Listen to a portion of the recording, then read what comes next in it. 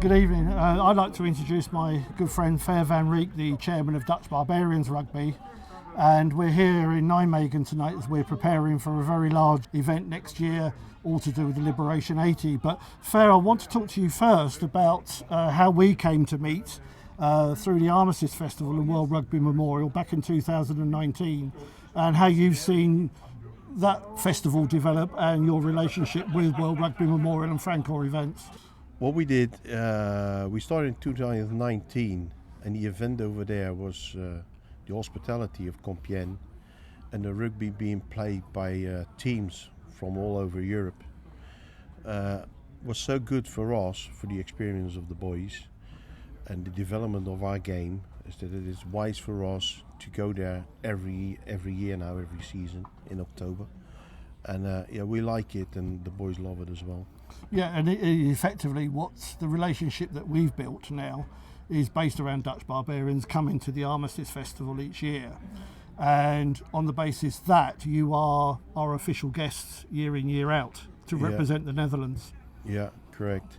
Every year we do Compiègne, of course, and we went to Normandy as well.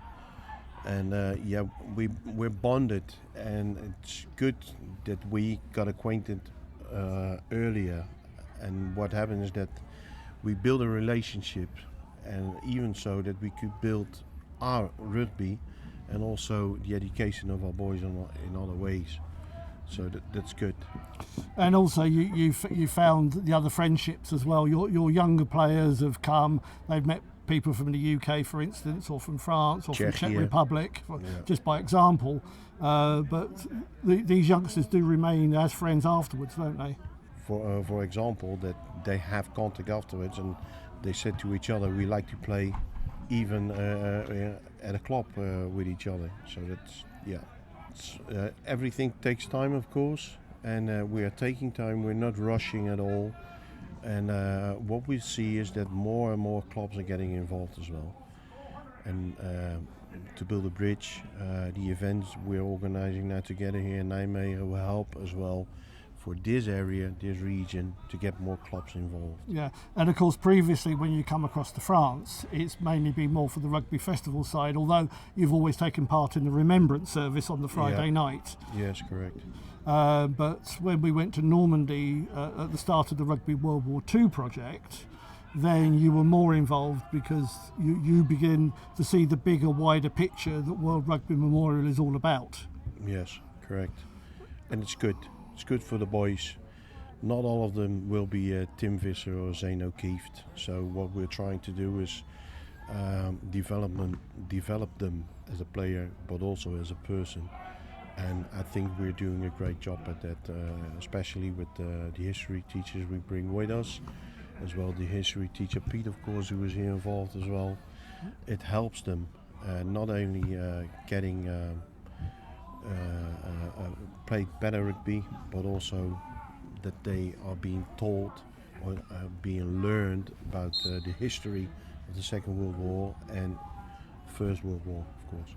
Absolutely, and we know that rugby itself within the Netherlands is still regarded very much as a minor sport, but it is getting traction now. It is getting more publicity. The national team are doing better in international competition, whether it be in the men's European Championship or the Sevens, and the ladies rugby is also developing as well within the country. So how do you see a role that Dutch Barbarians will replicate that and move forward? Actually what we're trying to achieve is, together with the clubs, to get more sympathy from the clubs and as well from the union, is that we're I don't know what the English word of is, complementaire. To complement, To complement the total process. So the Dutch Rugby Union, together with the academies, they are following the pathway, and we would like to fill on that pathway, because not all of them make the choice to go to an academy, or they are not able to, or they're because of public transport, or they are not able to pay for it.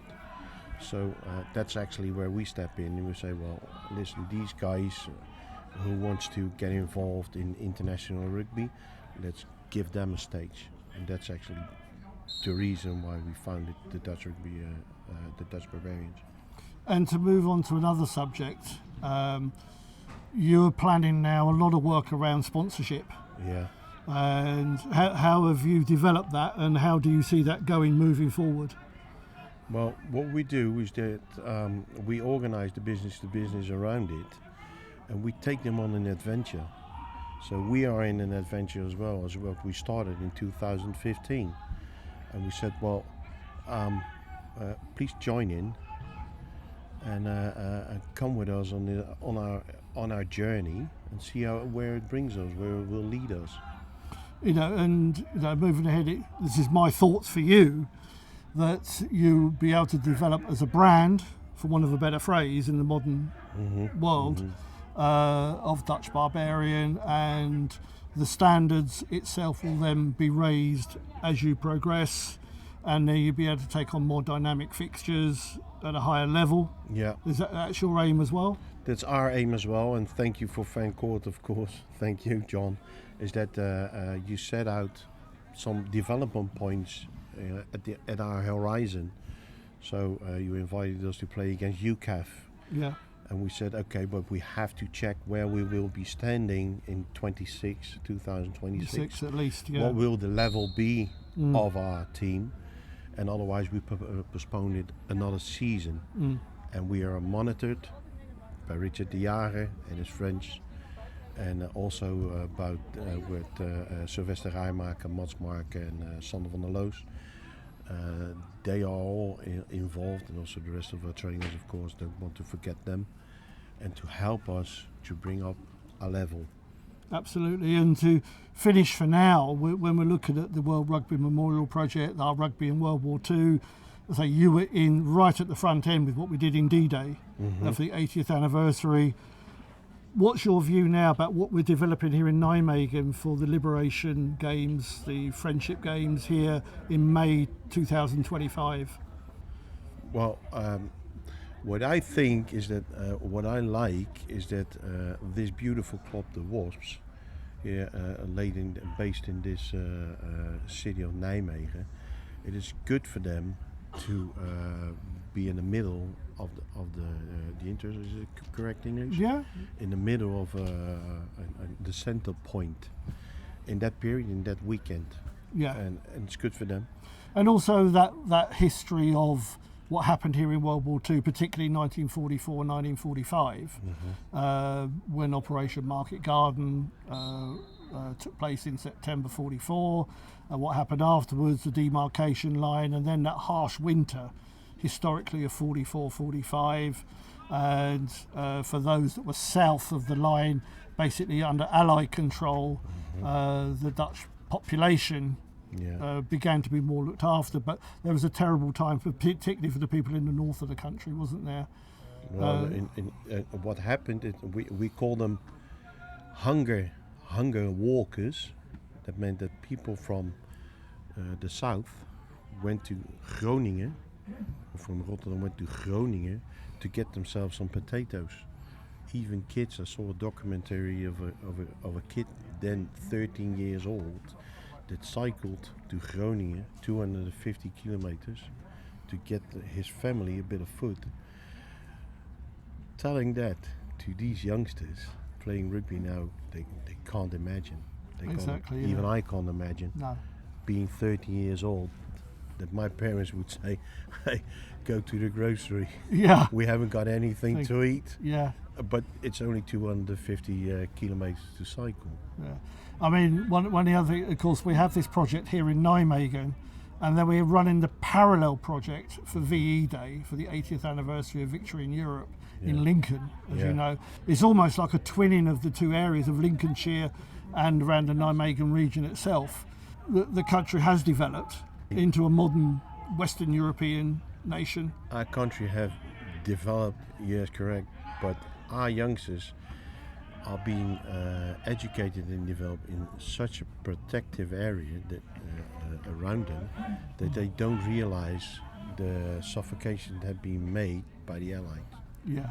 And that's something, is lack of education, and it's not that it's our role, our position, But at least what we could do is to tell them, since they're here anyway. Yeah, and you're working with us now through Francourt event into the World Rugby Memorial Project, so you're beginning to get a greater understanding yourself, as well as your colleagues and other people that you're bringing into the organisation now, of the three key elements of education, remembrance and activity. And that activity is sport through teamwork, and teamwork is what, basically brought us to the conclusion of things in 1945. It is an extra, it's a plus what we're doing.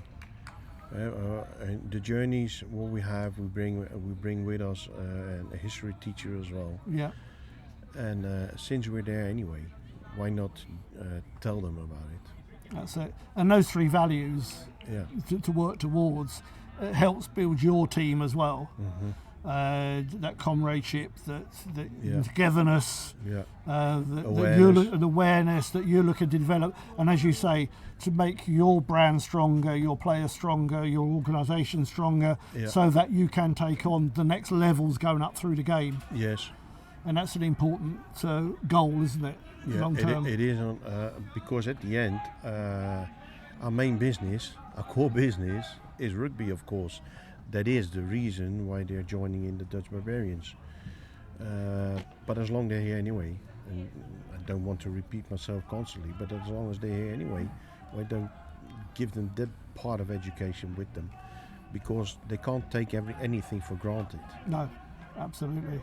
Well, Fern, it's been an absolute pleasure to talk to you tonight, and looking forward to working with you over the next few years as we develop your programme and our programme, and the idea of running things parallel with you. So, Thanks a lot, it's been John. an absolute pleasure. Thanks. Take care.